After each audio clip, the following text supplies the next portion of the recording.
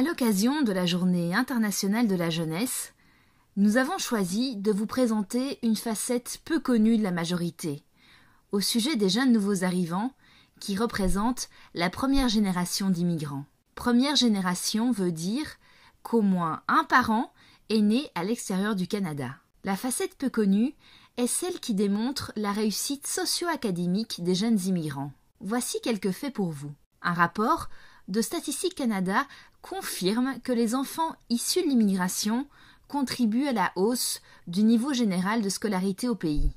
Et savez-vous qu'au Canada, et contrairement à plusieurs autres pays européens, les enfants issus de l'immigration sont globalement plus susceptibles d'entreprendre et de terminer des études postsecondaires que leurs homologues non immigrants. Revenons à nos jeunes et allons faire leur connaissance et découvrons un bout de leur vie. Bonjour, je suis Marielle Waitiki. Je m'appelle Yasmine Moussaoui. Bonjour, je m'appelle Tradis Petas. Je m'appelle Oumou Diop. Bonjour, je suis Brian Sobaguet. Je me nomme Lassina Dembélé.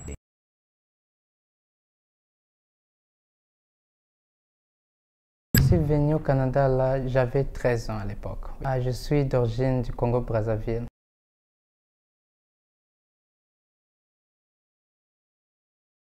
Oui, c'était... comment je peux décrire ça? C'était vraiment très difficile. On voit que le système scolaire est très différent comparé à ce que j'ai vécu au pays. Et juste s'adapter, c'est-à-dire avoir des amis, même le contact avec les profs aussi, c'est différent comparé à mon pays. Donc, si je me rappelle bien, ma première journée était marquée par, comment dire, cette peur aussi, vraiment, la crainte de ne pas savoir quoi faire, où aller. Mais je pense aussi que j'avais des amis qui m'ont aidé. Le professeur a été vraiment bien accueillant, ce qui m'a vraiment aidé à m'intégrer rapidement, oui.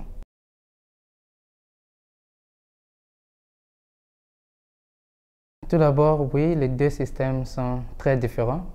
Le système en Afrique, ou dans mon pays, c'est vraiment, l'accent est mis vraiment sur l'étudiant, c'est-à-dire qu'il faut mémoriser les choses, c'est-à-dire le professeur vient parler, demain vous avez un test, l'interrogation. Par contre, ici, l'étudiant est plus actif, c'est-à-dire tu fais des recherches, tu participes dans ton apprentissage.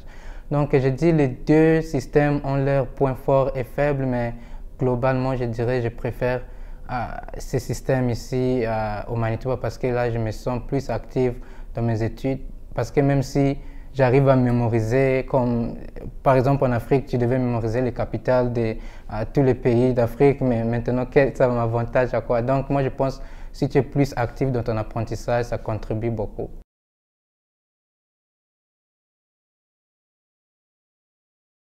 Vraiment, j'ai toujours voulu poursuivre mes études postsecondaires. Donc quand j'ai eu mon diplôme secondaire, je me suis dit, j'aimerais tenter poursuivre mes études à l'université. Aussi, j'ai vécu beaucoup de défis à l'école secondaire où on avait d'abord le niveau d'anglais, il y avait beaucoup de défis. Mais j'ai dit, il faut que je surmonte ces défis-là. Et c'est ça vraiment qui m'a poussé vraiment à m'intéresser à ma communauté, à comprendre pourquoi les immigrants rencontrent beaucoup de difficultés lorsqu'ils arrivent ici. Donc, ça m'a vraiment poussé de poursuivre mes études, en fait aussi vraiment d'être utile dans la communauté et aussi aider les autres qui auront peut-être les difficultés que j'ai connues aussi. Et là, ils auront vraiment un support, un système qui vraiment répondra à leurs besoins. Donc, c'est une des raisons vraiment qui m'a motivé à poursuivre les études universitaires.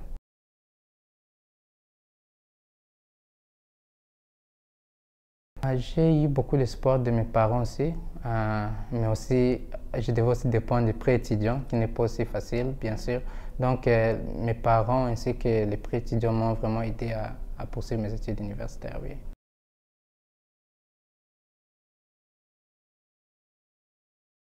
Non, même pas.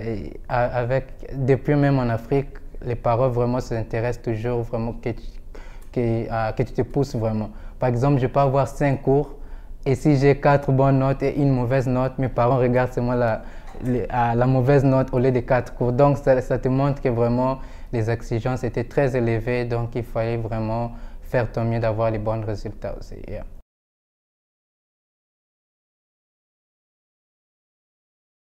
Oui, Oui, puisque j'ai choisi le domaine du travail social, ça m'a vraiment aidé à vraiment connaître la communauté. Par exemple, j'ai participé dans plusieurs programmes bénévoles. Par exemple, ici à l'accueil francophone, j'ai fait partie du projet de jumelage où j'ai travaillé avec des nouveaux arrivants et je les ai vraiment intégrés ici en leur vraiment en leur accueillant, leur introduire au service des organisations. Et j'ai aussi fait le bénévolat à Action Marguerite, où j'ai travaillé avec des personnes âgées. J'ai aussi essayé de comprendre ce système-là parce que je vois que aussi beaucoup de la population africaine travaille dans ce domaine-là. Donc, il est important vraiment aussi de comprendre ce système-là. Donc, le travail social m'a vraiment aidé aussi à me familiariser avec le système ici, mais aussi connaître d'autres organismes à travers le bénévolat.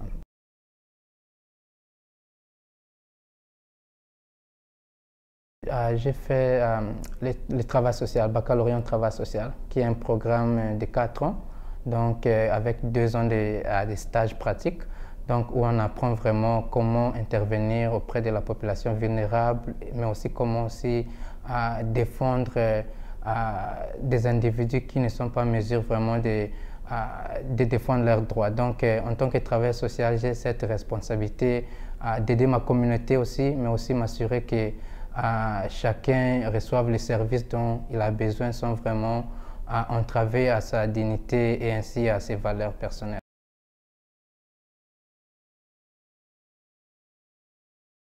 Oui, vraiment, je dirais que mes parents m'ont beaucoup motivé.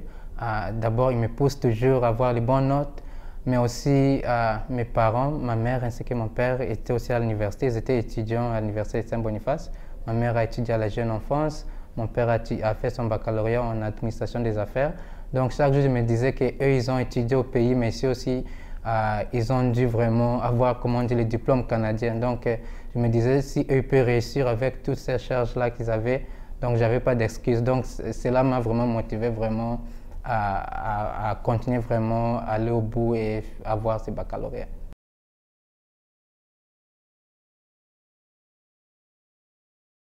Je m'identifie plus congolais, mais aussi j'essaie aussi d'adhérer les valeurs, ainsi de travailler avec tout le monde. Donc, vu que mon identité congolaise, ça peut être changé, mais nous sommes dans un pays où on doit s'adapter aussi, s'intégrer. Donc, je dirais plus que j'ai mon identité, mais aussi je m'intègre à la culture canadienne.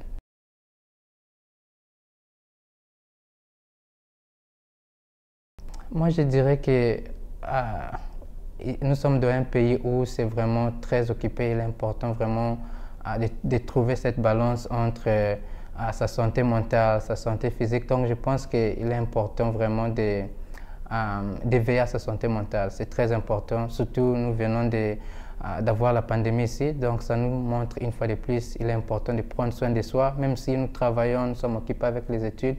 Moi, je pense qu'il est important, c'est vraiment de bien veiller à sa santé physique, mais surtout aussi mentale, qui est souvent négligée. Donc, je pense que c'est très important.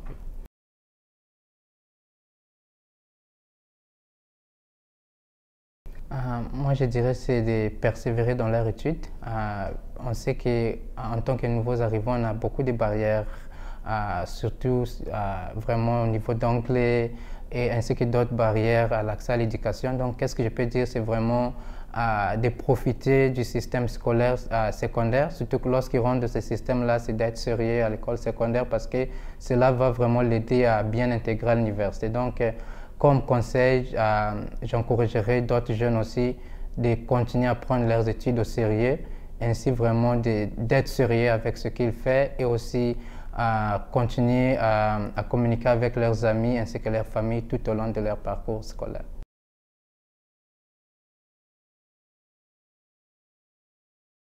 Moi, je me vois toujours travailler avec les nouveaux arrivants. Donc, comme rêve, j'aimerais mettre sur place un organisme comme l'accueil francophone qui répondra aux besoins des nouveaux arrivants, surtout les jeunes, en ce qui concerne leur intégration, tant sur le plan économique, social et aussi scolaire aussi. Donc, en tant que travailleur social, je me vois vraiment travailler sur ces projets-là.